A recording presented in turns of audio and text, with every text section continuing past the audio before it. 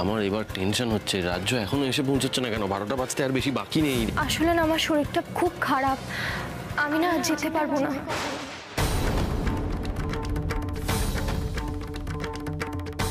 পারবে না মানে বুদ্ধি ভাই, তুমি তো বরাবর আমার মডেল হয়ে এসছো, আজকে তো প্রেজেন্টেশন। কি হয়েছে গো তোমার? মানে একদমই কি আসতে পারবে না? আচ্ছা শোনো না তিতির, আমার শরীরটা না বড্ড খারাপ লাগছে, আমি না কথা বলতে পারছি না, আমি রাখছি। হ্যাঁ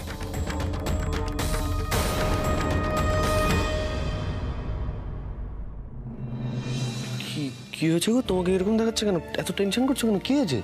কি হবে এবার? সোমরাজ, বৌদি ভাইয়ের শরীরটা খারাপ, বৌদি ভাই আসতে পারবে না বললো, এবার কি করবো আমি? পারবে না মানে? রাজ্যের এতটা শরীর খারাপ, দিদি কি করবো এখন আমরা তাহলে?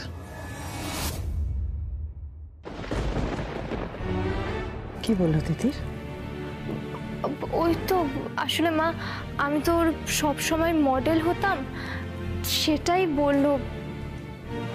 মা ওকে না বড্ড প্রবলেমে ফেলে দিলাম জানো তো। তিতির একটু শরীর খারাপের সময় তোমার মাথায় হাত বুলিয়ে দিল আর তুমি সব ভুলে গেলে। তুমি ভুলে যেও না বেটা যে তিতিরের জন্য তোমার মাকে জেলে থাকতে হয়েছে। তুমি ওকে হেল্প করবে না, কথা দাও, কথা দাও বেটা।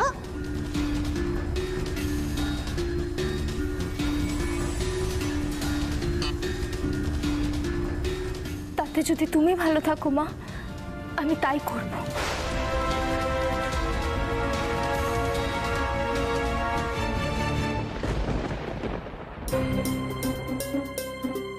তিতির বসু, এবার আপনার টার্ন। তাড়াতাড়ি মডেলকে নিয়ে ভেতরে যান।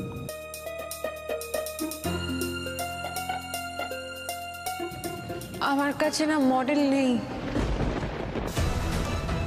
মডেল নেই? মডেল ছাড়া আপনি প্রপার প্রেজেন্টেশন করবেন কি করে? আপনার তো পার্টিসিপেশনই ক্যান্সেল হয়ে যাবে। আপনার কাছে কি মডেল আছে? তাহলে আমি তাকে এই কস্টিউমটা পরিয়ে তাহলে আমার ডিজাইনটা প্রেজেন্ট করতে পারি। না, সেটা তো নেই। আমি একটু ওয়াশরুম যাব, ওয়াশরুম থেকে আসছি। এইদিকে। দিদি দিদি বলছি তোমার কি শরীর খারাপ লাগছে খুব? তাহলে চলো চলো, আমি নিয়ে যাচ্ছি তোমাকে। হ্যাঁ আমি না এখন বুঝতে পারছি আমার এখানে তোমাকে কমপ্লিট করতে বলাটা উচিত হয়নি, ভেরি সরি। ঠিক আছে, তো আমরা চলে যাবো, আমরা বাড়ি চলে যাবো, আমরা এখানে থাকবো না। কি করবো থেকে? আমরা কমপ্লিট তো করতে পারবো না, আমাদের কাছে মডেল নেই, তাই না? হ্যাঁ তুমি ওয়াশরুম থেকে বেরিয়ে এসো, আমরা চলে যাবো। তুমি একটু ওয়েট করো, আমি আসছি। হ্যাঁ তুমি এসো, আমরা বাড়ি চলে যাবো। Good morning. বাবা, এত বড় সুটকেস নিয়ে হঠাৎ অফিসে কেন? মুখ চোখের এরকম অবস্থা কেন? কি হয়েছে দিয়া? Is everything all right? কিচ্ছু ঠিক নেই। আমি আপনাকে বলেছিলাম না এই চাকরিটা আমার খুব দরকার, ঠিক এই কারণেই দরকার। আমি গত মাসের ভাড়া দিতে পারিনি, তাই ওনারা আমাকে বাড়ি থেকে বেরিয়ে যেতে বলেছেন। কি? আমি অনেকবার রিকোয়েস্ট করেছিলাম, কাল রাতেই বেরিয়ে যেতে হয়েছে। সব জিনিসপত্র নিয়ে আমি কাল মন্দিরে ছিলাম। কি বলছেন আপনি? প্লিজ বসুন, প্লিজ প্লিজ প্লিজ বসুন।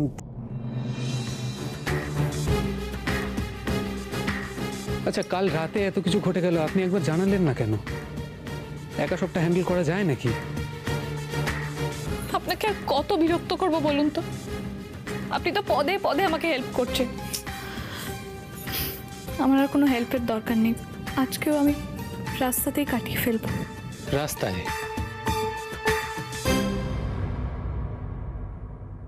তিতির বসু বোধহয় পার্টিসিপেট করতে পারবেন না, ওনার মডেলও নেই, তাছাড়া উনি নিজেও স্টেবল ফিল করছেন না। আর কতক্ষণ ওয়েট করবো আমরা? উনি ছাড়া আরো অনেকে আছে। তিতির বসু এসে গেছে, ক্যান্সেল করবেন না প্লিজ।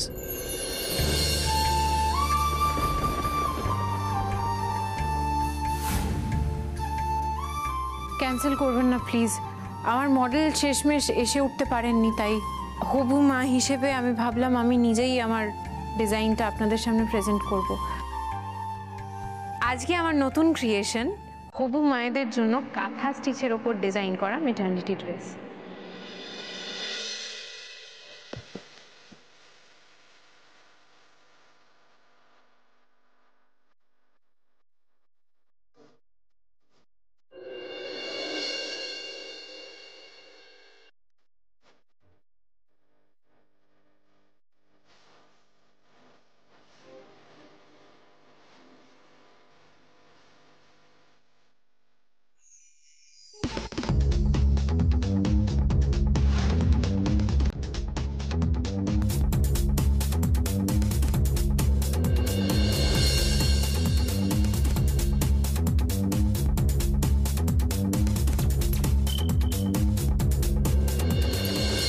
বিবি রাসেল এবং আরও ডিজাইনাররা আছেন যারা নিজেদের ডিজাইন করা ড্রেস নিজেরাই পরে শোকেস করেন।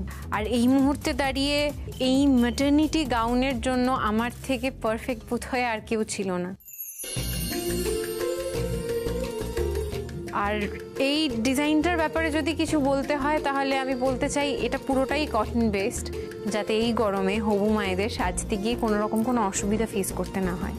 এবং কাঁথা স্টিচ ইউজ করা হয়েছে কারণ কাঁথা স্টিচের সঙ্গে আমাদের দেশীয় অনেক ভাবনা চিন্তা জড়িয়ে রয়েছে, তাই হবু মায়েদের নতুন করে সুন্দর করে সাজিয়ে তোলার জন্য এই কাঁথা স্টিচের ম্যাটারনিটি গাউন। বেশ, আপনি ওয়েট করুন, এবারে সবার রেজাল্ট জানাবো আমরা। Thank you. Thank you.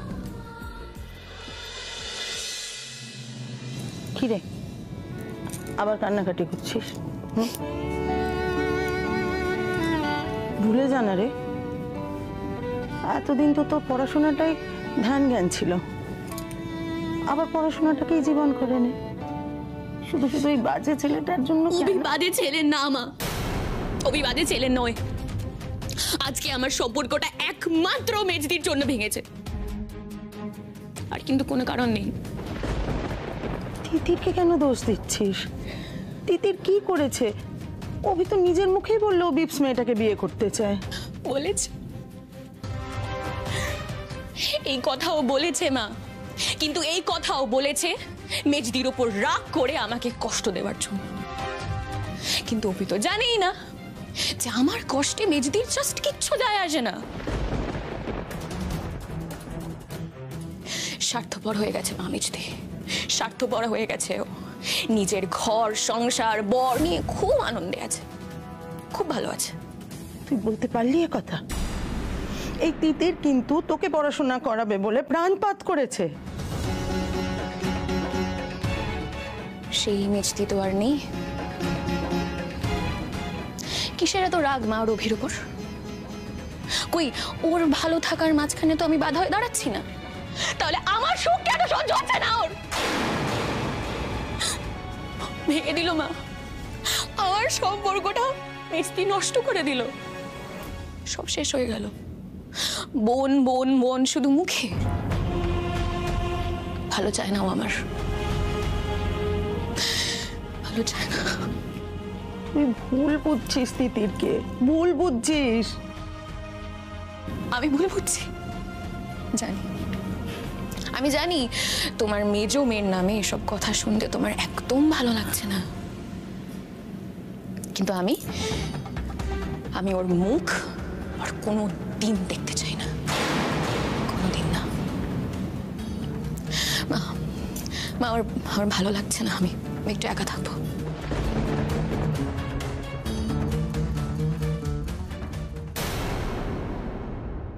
সাবধানে। বলছি তুমি কি একটু জল খাবে? না না, জল লাগবে না, জল। তুমি একটু দাঁড়াও তো। এক্সকিউজ মি ম্যাম, বলছি ওই যারা পার্টিসিপেট করলো আর কি, তাদের রেজাল্টটা কখন অ্যানাউন্স হবে? জানতে পারলে আপনাকে জানাচ্ছি। বেশ, ঠিক আছে। শোনো না, বলছি তোমাকে এরকম দেখাচ্ছে কেন? টেনশন করো না প্লিজ, কি হয়েছে বলো না। করবো না টেনশন। কি হলো বলো তো সম্রাট? তোমার কাছে মডেলও নেই, কিরকম একটা প্রেজেন্টেশন হলো, জাজরাও খুব একটা খুশি ছিলেন না, আমাকে মনে হয় ডিসকোয়ালিফাই করে দিয়েছে। না না, ভালো হবে, সব ভালো হবে। দেখো এত টেনশন করো না দিদি, সব ভালো হবে, আমি বলছি শোনো। ওকে, আচ্ছা ডিজাইনাররা একটু শুনবেন, আপনারা সবাই এদিকে আসুন। এরপর রেজাল্ট ডিক্লারেশন করা হবে, আপনারা প্লিজ একটু ভেতরে যান।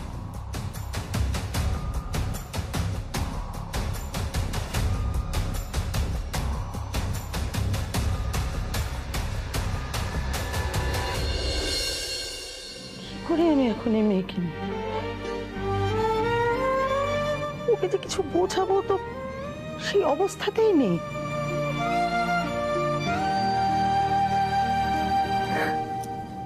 তিতিরই বা কি করলো, কেন করলো? ও তো চাইলে একটু ওদের মিলমিশটা করিয়ে দিতেই পারতো।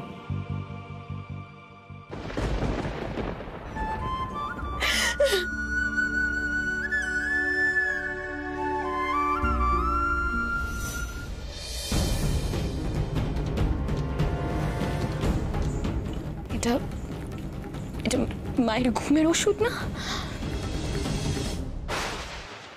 সময় এসছে রেজাল্ট ডিক্লেয়ার করার। প্রতিযোগিতা কিন্তু জোরদার হয়েছে, কিন্তু দুজনের ডিজাইন আমাদের খুব পছন্দ হয়েছে, ইউনিক। রাহি আর প্রত্যুষা ভেরি ইউনিক, কিন্তু কম্পিটিশনে তো একজনকে সেরা সেরা হতে হয়, তাই না? One winner, right? তিতিরের নামটা উল্লেখ করলো না, কেন করলো না? আমার ড্রেসটা বোধহয় ওদের পছন্দই হয়নি। একজন যে দারুণ পারফরমেন্স করবে, সবাইকে ছাপিয়ে যাবে, আমরাও তেমনি একজনকে পেয়েছি যে এই কম্পিটিশনের আজকের উইনার, যে ফার্স্ট হয়েছে, আর যে আজকে দারুণ ড্রেস বানিয়েছে, আর যে ইউনিক পারফর্মার, আজকের এই কম্পিটিশনের সেরা পারফর্মার। Any guesses?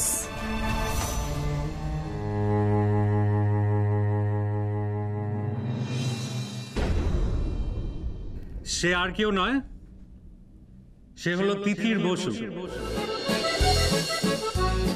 আজকের সেরা পারফর্মার।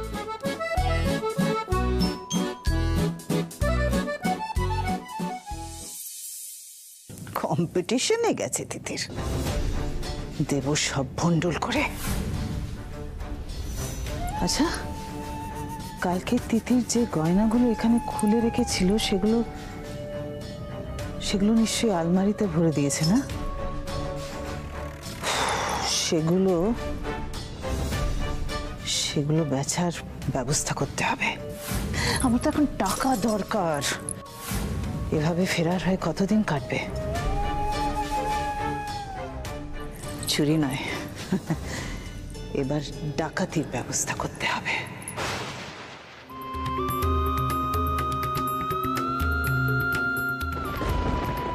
Hello madam. হ্যাঁ, হ্যালো, শোনো, ব্যানার্জি বাড়িতে ডাকাতি করতে হবে। দিনক্ষণ সব আমি বলে দেব, আর আমার 60% শেয়ার।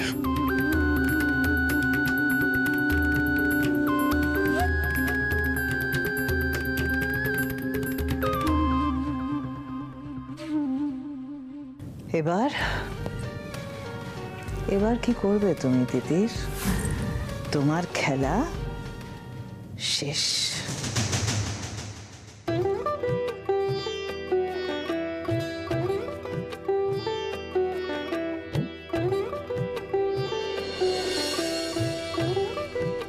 আমি জানতাম আমি আমি তো বলেছিলাম দিদি, তুমি পারবে, তুমিই পারবে।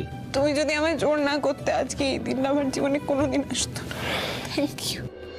তিথির বসু, আপনাকে এখানে আসার জন্য রিকোয়েস্ট করছি। ডাকছি তোমাকে, চলো। Congratulations. Thank you.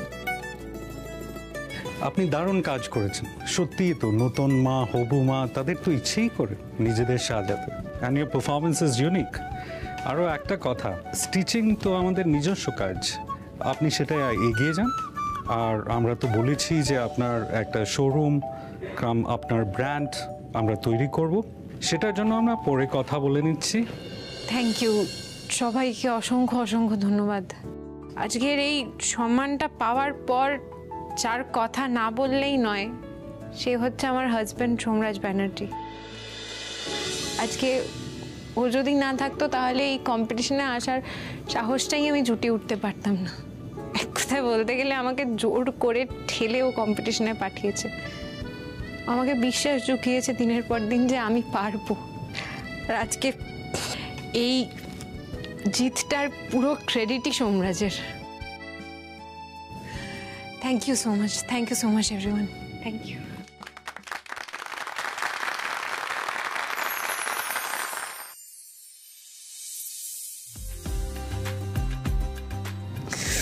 Thank you Somraj. আমি যখন ছোট থেকে মায়ের সঙ্গে কাজ করতাম না, আমার এই একটাই স্বপ্ন ছিল, আমার নিজস্ব একটা ব্র্যান্ড হবে, নিজস্ব স্টোর হবে। আজকে এই স্বপ্নটা সফল হয়েছে। আমার বারবার শুধু মায়ের কথা মনে পড়ছে। কালকে মাকে আর কোয়েলকে ওভাবে বাড়ি থেকে পাঠিয়ে দিলাম। আমি একবার ঘাটালে যেতে চাই, সোমরাজ আমার সঙ্গে যাবে? মাকে এই খুশির খবরটা দিতে যাবে? নিশ্চয়ই যাবো, নিশ্চয়ই। চলো এসো। একটা ফ্যাশন ডিজাইনিং কম্পিটিশনে জিতে গেছি, দেখো ট্রফিটা। ওরা বলেছে আমার ব্র্যান্ড প্রমোট করতে সাহায্য করবে, আমার নিজস্ব একটা স্টোর হবে। মা কি ভালো হবে না? কি হয়েছে মা তোমার? কোনো কথার উত্তর দিচ্ছ না। তোমাকে এত ভালো একটা খবর দিতে এত দূর এলাম আমি, কি হয়েছে তোমার? একটা কথা হলো তিতির, বলছি অভিরাজকে আমি খুব বেশি না চিনলেও একটু আধটু তো চিনেছি। তুই যতটা খারাপ বলছিস আমার কিন্তু ওকে অতটা খারাপ লাগেনি রে। আর তুমি আর কোয়েল যে কেন এখনো অভিরাজকে নিয়ে পড়ে আছো আমি বুঝতেই পারছি না। আমি বারবার বলছি অভিরাজ ভালো ছেলে নয়। আমি কি আমার বোনের খারাপ চাইবো? তোমার কি মনে হয় মা? আমি তো বোনের ভালোর জন্যই বলছি। ইনফ্যাক্ট সোমরাজ তো দাঁড়িয়ে আছে এখানে, সোমরাজকে জিজ্ঞেস করো তো ভাই। হ্যাঁ আন্টি, আসলে অভিরাজ না একটু অন্যরকম, বুঝলেন তো। আসলে ছোট থেকেই আমাদের সঙ্গে তো থাকতো না। যাই হোক মা, আমি বুঝতে পারছি তোমাদের মনের অবস্থাটা। তুমি মন খারাপ করো না, আমি কোয়েলের সাথে কথা বলছি। দাঁড়াও। এই যাস না, ওরা তো তোর সাথে এখন কথা বলবে না, বাদ দে, পরে কথা বলিস। কেন কথা বলবে না মা? ছোটবেলা থেকে আমরা সব বোনেরা একসাথে বেঁধে বেঁধে বড় হয়েছি। ওর কষ্টের সময় আমি এখন ওকে একা ছেড়ে দেবো? এমনিতেই অনেক বকাবকি করেছি অভিকে নিয়ে, আমি বোঝাচ্ছি ওকে, সত্যিটা বুঝতে হবে। দাঁড়ান আমি বলছি কথা। বলছি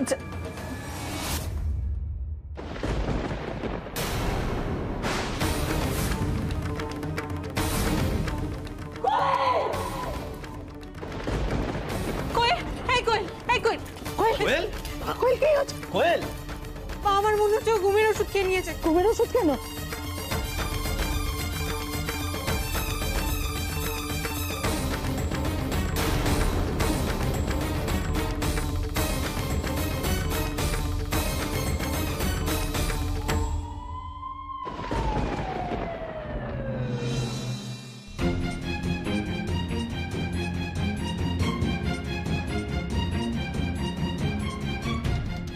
নার্স, নার্স বলছি আমি একবার ভেতরে যাব, আমার বোনটার কাছে একবার যাই আমি। ভেতরে ওনার ওয়াশ চলছে, এখন যাওয়া যাবে না। আর আপনাকে দেখে মনে হচ্ছে তো আপনি প্রেগনেন্ট, এই অবস্থায় না যাওয়াই ভালো। প্লিজ আমি একবার আমার বোনটার কাছে যাই না। আমার বোন, ওর থেকে আমার কোনো ক্ষতি হবে না। প্লিজ আমি একবার যাই না, আমি গেলেও সুস্থ হয়ে যাবে। প্লিজ আমাকে একবার যেতে দিন না প্লিজ। আমি ভেতরে যাই, আপনাকে এসে খবর দিচ্ছি। আমি একটা বার দিদি তুমি প্লিজ শান্ত হও। আমি বলছি শোনো, কোয়েল সুস্থ হয়ে যাবে।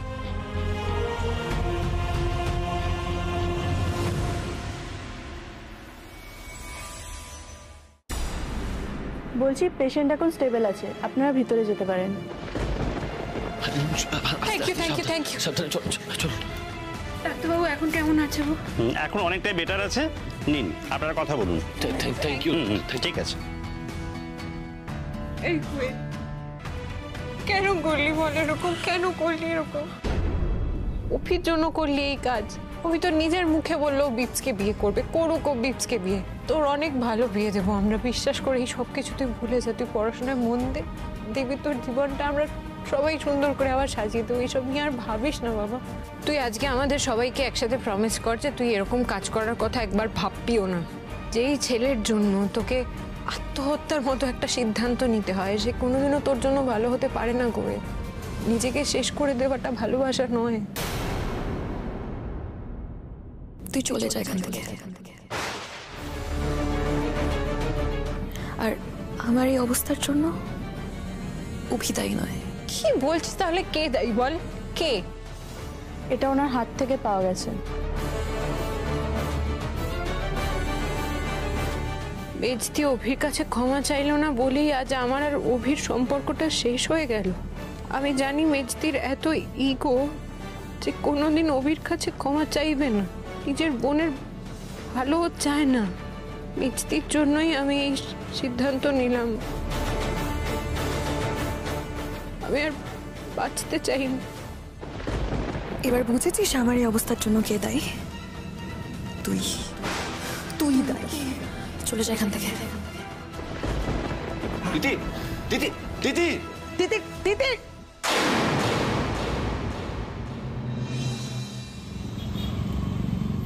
আমার ছোট্ট বোনটা এত বড় কবে হয়ে গেল সোমরাজ? আমাদের মধ্যে এত দূরত্ব হয়ে গেল। আমাকে ভুল বুঝে ও নিজের প্রাণ নিয়ে নিতে যাচ্ছিল। আমি ভাবতেই পারছি না, আমি কিছু মেলাতেই পারছি না, বিশ্বাস করো। প্লিজ তিতির, আমি বলছি এই অবস্থায় তুমি এত কিছু ভেবো না। তুমি একটু সময় দাও কোয়েলকে, দেখো সবটা ঠিক হয়ে যাবে। কোয়েলকে আমাকে সময় দিতে হবে। আমরা 4 বোন সারাটা জীবন একসঙ্গে বেঁধে বেঁধে বড় হয়েছি। কত ছোট বয়স থেকে আমি রোজগার করা শুরু করেছি মা বাবার পাশে দাঁড়াবো বলে। আমি আপ্রাণ চেষ্টা করেছি যাতে আমার দিদি কোয়েল মুনিয়া ওদের কোনো রকম অসুবিধা না হয়। কিন্তু আজকে দেখো, আমার ছোট্ট বোনটা, আমার কোয়েলটা আমার জন্য নিজের প্রাণ শেষ করে দিতে চাচ্ছিল। অফিসার মহামায়া। হ্যাঁ ম্যাম, বলুন। ঠিক আছে, থ্যাংক ইউ সো মাচ। কি হয়েছে দিদি? আমাকে এক্ষুনি সিটি হসপিটালে যেতে হবে।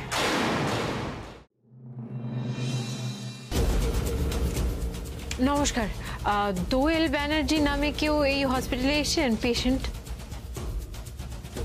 এই নামে তো কেউ আসেনি। ও, এক সেকেন্ড দেখুন তো। ইনি? হ্যাঁ, ইনি এসেছিলেন, কিন্তু একা আসেননি, সাথে একজন ধোপদ্রস্ত মহিলা এনাকে সঙ্গে করে এনেছিলেন। মহিলা? ইনি? হ্যাঁ, ইনি তো এনেছিলেন। এখানে মালিনী ব্যানার্জি। আচ্ছা, কি হয়েছিল ওনার? আপনি জানেন কিছু? কেন এসেছিলেন? সেটা তো ঠিক বলতে পারবো না, তবে ডক্টর বিশ্বাসের সঙ্গে দেখা করতে এসেছিলেন যতদূর মনে পড়ছে। ডক্টর বিশ্বাসকে কোথায় পাবো? এগিয়ে গিয়ে ওনার চেম্বার। আচ্ছা, থ্যাংক ইউ। নমস্কার ডক্টর বিশ্বাস, আমার নাম তিতির বসু। আমার আপনার সঙ্গে খুব ইম্পর্ট্যান্ট একটা কথা আছে। কি ব্যাপার? আপনি এরকম ভাবে ভিতরে চলে এলেন? আপনার কি কোনো রকম অ্যাপয়েন্টমেন্ট ছিল? না, আমার কোনো অ্যাপয়েন্টমেন্ট নেই। আপনি শুধু আমাকে একটা কথা বলুন, আমি চলে যাব। দেখুন তো, একে চিনতে পারেন?